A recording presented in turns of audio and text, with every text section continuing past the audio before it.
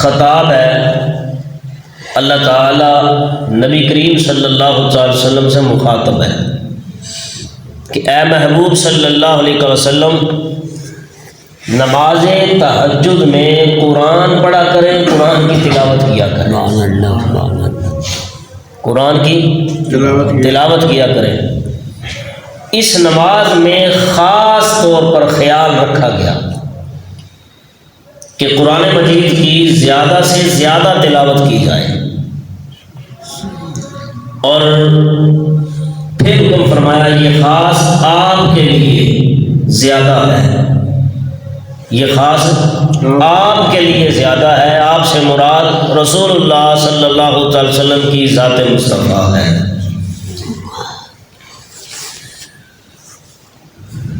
یقیناً عسیٰ ان یبعثک ربک مقاما محمودا، یقیناً آپ کا رب آپ کو مقام محمود پر فائز فرمائے گا۔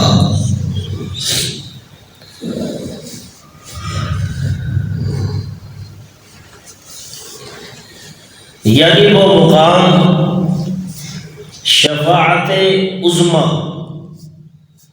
جہاں جملہ اولین و آخرین آپ کی طرف رجوع اور آپ کی حمد بیان کریں گے۔ مقام محمود ایک ایسا مقام ہے جہاں قیامت کے دن سرکار دو عالم صلی اللہ تعالی وسلم جلوہ فرما ہوں گے اور اپنی امت کے لیے دعا فرمائیں گے، اپنی امت کی شفاعت فرمائیں گے۔ نماز تہجد اس کا بڑا مقام ہے، بہت زیادہ فضیلت ہے احادیث مبارکہ کے اندر، اور اس کی فضیلت اور اس کا مقام خود اللہ تعالیٰ نے قرآن کے اندر بیان فرما دیا۔ پہلے حکم دیا نماز تہجد کا کہ نماز تہجد پڑھا کرو اور اس میں قرآن کی زیادہ سے زیادہ تلاوت کیا کرو، زیادہ سے زیادہ، اور پھر اللہ نے فرما دیا یہ خاص آپ کے لیے ہے۔ آپ سے مراد حضور کی ذات ہے۔ قرآن بھی پڑھا کرو، نماز بھی پڑھا کرو، یعنی کہ نماز میں قرآن پڑھا کرو، اور پھر خاص کر دیا آقا علیہ الصلوۃ والسلام کی طرف، اور پھر فرمایا یقیناً آپ کا رب آپ کو مقام محمود پر فائز فرمائے گا۔ مقام محمود سے مراد وہ ایسا مقام جہاں حضور جلوہ فرما ہوں گے قیامت کے دن۔ سرکار دو عالم صلی اللہ تعالی علیہ وآلہ وسلم جس کی شفاعت کرتے جائیں گے اللہ اس کو بخشتا جائے گا، جس کی سفارش حضور فرماتے جائیں گے اللہ اس کے لیے جنت کے دروازے کھولتا جائے گا، اور جس کی طرف حضور اشارہ فرمائیں گے میرا رب اس کو جنت عطا فرماتا جائے گا۔ یہ مقام محمود پر فائز ہونے کی وجہ ہے۔ اللہ تعالیٰ آقا علیہ الصلوۃ والسلام کو شفاعت عظمی عطا فرمائے گا۔ تو سامنے محترم، بخاری شریف کی حدیث ہے کہ جو شخص، یہ حدیث قدسی ہے، بخاری کے اندر موجود ہے، حدیث قدسی ہے۔ حدیث قدسی سے مراد یہ ہے کلام خدا کی ہے، زبان مصطفیٰ کی ہے۔ تو بخاری شریف کے اندر حدیث ہے جس کا مفہوم یہ ہے کہ اللہ فرماتا ہے جب میرا بندہ میری بارگاہ کے اندر کھڑا ہو جاتا ہے، کس لیے؟ نماز کے لیے۔ کس لیے؟ نماز کے لیے۔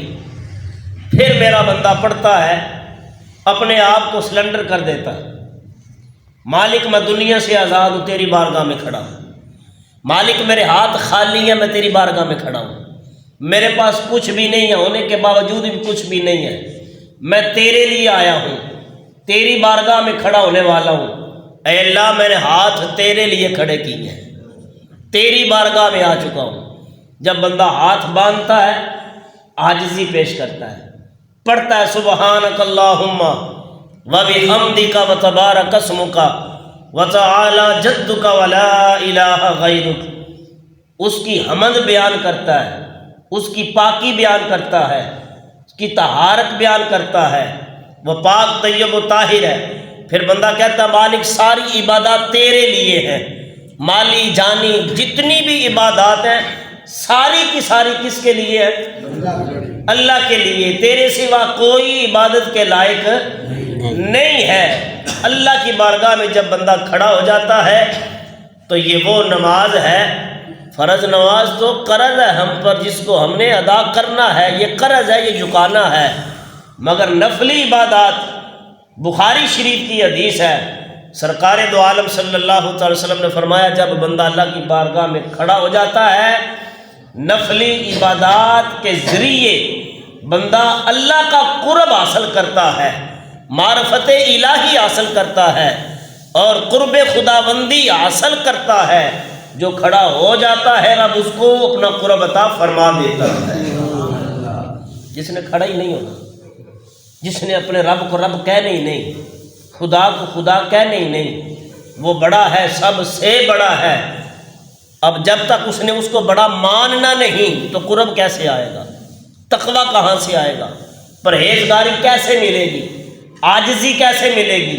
اللہ کے نبی صلی اللہ تعالی علیہ وسلم نے فرمایا عاجزی اس چیز کا نام ہے، تقویٰ اس چیز کا نام ہے، تو اپنے رب کی عبادت کر، اپنے رب کی عبادت کر۔ آقا فرماتے ہیں جب بندہ اللہ کی بارگاہ میں کھڑا ہو جاتا ہے ابھی وہ نماز سے فارغ نہیں ہوتا، اللہ اپنے بندے کے گناہوں کو معاف فرما دیتا ہے۔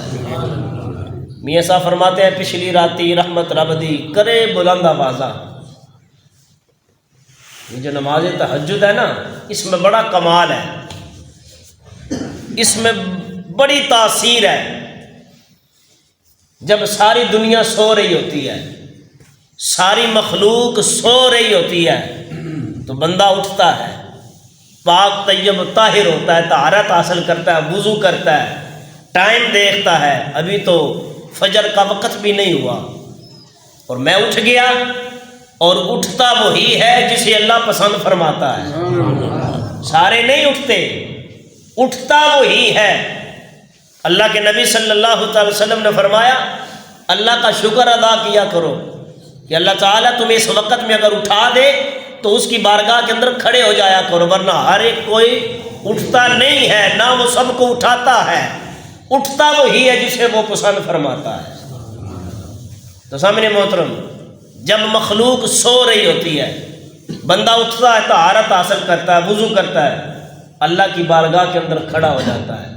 یہ وقت وہ وقت ہے سرکار دو عالم صلی اللہ علیہ وسلم کے غلاموں، حضور کا کلمہ پڑھنے والوں، آقا صلی اللہ علیہ وسلم سے محبت کا دم بھرنے والوں، اگر اس وقت کے اندر آنکھ کھل جائے طہارت حاصل کر کر مصلی پہ بیٹھ جایا کرو۔ اور اہل علم حضرات فرماتے ہیں کہ یہ وہ وقت ہے کہ جس کی دن کے اندر دعائیں قبول نہیں نہ ہوتی، مخلوق خدا سوئی ہوئی ہے، بندہ جاگ گیا، رب کی بارگاہ میں کھڑا ہو گیا، نوافل پڑھے، نماز تہجد پڑھی، اور یہ وہ نماز ہے جو سب نمازوں سے لاڈلی نماز ہے۔ اور اس کو ادا کرنے کے بعد جو شخص کہتا ہے نا میری دعائیں قبول نہیں ہوتی، رد ہو جاتی ہیں، آج تک میں نے اپنی دعا کو قبول ہوتے نہیں دیکھا، تو وہ شخص نماز تہجد پڑھے، نماز تہجد پڑھ کے دعا مانگے، محمد کا رب اس کی دعا کو موڑے گا نہیں، اس کو قبول فرمائے گا۔ مگر ہم نے دعا مانگنے کا سلیقہ نہیں ہے۔ اگر کسی بندے کو راضی کرنا ہو نا، بڑے عہدے پر فیض ہو، اس کو راضی کرنا ہو، اس کو منانا ہو، اس کا دل جیتنا ہو، تو ہم کہتے ہیں ایسا وقت ملے، توجہ ہے، ایسا وقت ملے کہ وہ اکیلا ہو، ہائے ہائے، وہ اکیلا ہو، اس کے پاس اس کا کوئی اور نہ ہو، اور ایسا وقت ملے وہ میں گفتگو کروں، وہ میری گفتگو کو سنے، تیسرا اور کوئی بیچ میں خلل نہ ڈالے۔ میں پھر جملہ دے رہا ہوں، اگر ہم نے کسی بڑے کو منانا ہو، کسی دنیا دار کو منانا ہو، ہم چاہتے ہیں کہ فقط میں گفتگو کرنے والا ہوں اور وہ سنے، اور ایسا وقت ملے کہ وہ میری ساری بات سنے۔ آج لوگوں کے پاس ساری بات سننے کا وقت ہے، ٹائم ہی نہیں ہے۔ بات کرنا تو دور کی بات ہے، سلام لینے کا وقت نہیں ہے، بڑے بڑے لوگوں کے پاس وقت دینے کا ٹائم نہیں ہے، ملاقات ہوتی ہی نہیں ہے۔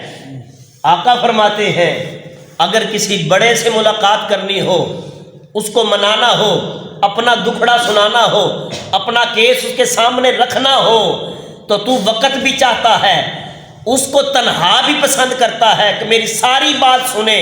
آقا فرماتے ہیں دنیا میں ساری سہولتیں نہیں مل سکتی، مگر میرا رب وہ ہے جو اپنے بندے کو خود کہہ کر بلاتا ہے، ما غرک بربک الکریم، میرے بندے آ، میں سب سے بڑا ہوں، تیری بات بھی سنوں گا، تیری گفتگو بھی سنوں گا، تجھے وقت بھی دوں گا، میری بارگاہ کے اندر آ کر دیکھ، ابھی تو آئے گا نہیں، تیری میں سننے کے لیے پہلے تیار ہو جاؤں گا۔ اے میرے بندے آ، مجھے منا، میں تیرا رب ہوں، دنیا کو چھوڑ دے، دنیا تو فانی ہے، میں بقا ہوں، حی القیوم ہوں، میری طرف آ، میری طرف لوٹ۔ بخاری شریف کی حدیث، جب بندہ رب کی طرف لوٹتا ہے، ایک قدم بڑھتا ہے، رب کی رحمت 10 قدم لوٹتی ہے۔ رب کی رحمت آوازیں دے رہی ہے، پچھلی رات کو بندے اٹھ، آنکھ کھول، بیدار ہو، وقت ہے رب کو راضی کرنے کا، رب کو منانے کا۔ میاں صاحب فرماتے ہیں پچھلی راتی رحمت رب دی کرے بلند آوازہ، پچھلی راتی رحمت رب دی کرے بلند آوازہ، بخشش منگن والے تائیں کھلا ہے دروازہ۔ کوئی آئے تو صحیح منانے کے لیے، کوئی وقت نکالے تو صحیح نا، میرے رب کی رحمت تجھے آوازیں دے دے کر پکار رہی ہے۔ دنیا دار کے دروازے پر جانا ہو، وقت چاہتا ہے، آ میرا رب تجھے بلا رہا ہے۔ دنیا دار کے پاس جانا ہو، اسے منانا ہو، اپنا دکھڑا سنانا ہو، تنہا جانا چاہتا ہے، وقت لینا چاہتا ہے۔ اے بندے تو تنہا ہو کر آ میری بارگاہ کے اندر، میں سب کی سنتا ہوں، سب کو دیتا بھی ہوں، عطا بھی کرتا ہوں۔ جب بندہ نفلی عبادت میں کھڑا ہو جاتا ہے، یتقرب الی بالنوافل، تو اس نفلی عبادت کے توسل سے اللہ اپنے بندے کو اپنا قرب عطا فرما دیتا ہے۔ پھر جب قرب مل جاتا ہے، پھر کیا ہوتا ہے؟ جب قرب حاصل ہو جاتا ہے، معرفت الہی مل جاتی ہے، عاجزی آ جاتی ہے، انکساری آ جاتی ہے، پھر ہوتا کیا ہے؟ پھر ہوتا یہ ہے، اللہ کے نبی صلی اللہ علیہ وسلم نے فرمایا وما ینطق عن الہوی ان هو الا وحی یوحی، اللہ کے نبی اس وقت تک کلام کرنا پسند نہیں کرتے جب تک اللہ کا حکم نہ آ جائے۔ اب اللہ کے نبی فرماتے ہیں جب تہجد نوافل پڑھنے کی وجہ سے قرب مل جاتا ہے، دعائیں قبول ہو جاتی ہیں، بہاریں آ جاتی ہیں، زندگی بدل جاتی ہے، موسم تبدیل ہو جاتے ہیں، رحمتوں والی گھڑیاں آ جاتی ہیں۔ پھر ہوتا کیا ہے؟ ہاتھ بندے کا ہوتا ہے، طاقت خدا کی ہوتی ہے، قدم حضرت انسان کا ہوتا ہے، طاقت میرے رب کی ہوتی ہے، کان بندے کے ہوتے ہیں، طاقت دی ہوئی میرے رب کی ہوتی ہے، اور آنکھ انسان کی ہوتی ہے، آنکھ انسان کی ہوتی ہے۔ آقا فرماتے ہیں، حدیث ہے، مومن جب بھی دیکھتا ہے نا، اللہ کے دیے ہوئے نور سے دیکھتا ہے، اور دیکھتا وہی ہے جسے رب اپنا قرب عطا فرما دیتا ہے۔ اللہ اکبر کبیرہ، فإنہم ینظروا بنور اللہ، مومن کی شان یہ ہے، مومن جب بھی دیکھتا ہے اللہ کے دیے ہوئے نور سے دیکھتا ہے، آنکھ اس کی ہوتی ہے، پیچھے طاقت دی ہوئی رب کی ہوتی ہے، زبان انسان کی ہوتی ہے، مگر تہجد پڑھنے والا، نفلی عبادت کرنے والا، جس کو اللہ کا قرب مل جائے، زبان حضرت انسان کی ہوتی ہے، طاقت رب کی ہوتی ہے، جملے بولنے والی زبان مومن کی، جو جملے نکل جاتے ہیں اللہ ان کو پورا فرما دیتا ہے۔ یتقرب الی بالنوافل، نوافل کے ذریعے اللہ کا قرب حاصل کرنے والے، ان کی طاقت کا کمال یہ ہوتا ہے، اور ان کے تقوی پرہیزگاری کا کمال یہ ہوتا ہے جب وہ اپنی زبان سے کوئی ایسا جملہ نکال دیتے ہیں تو اللہ ان کو پورا فرما دے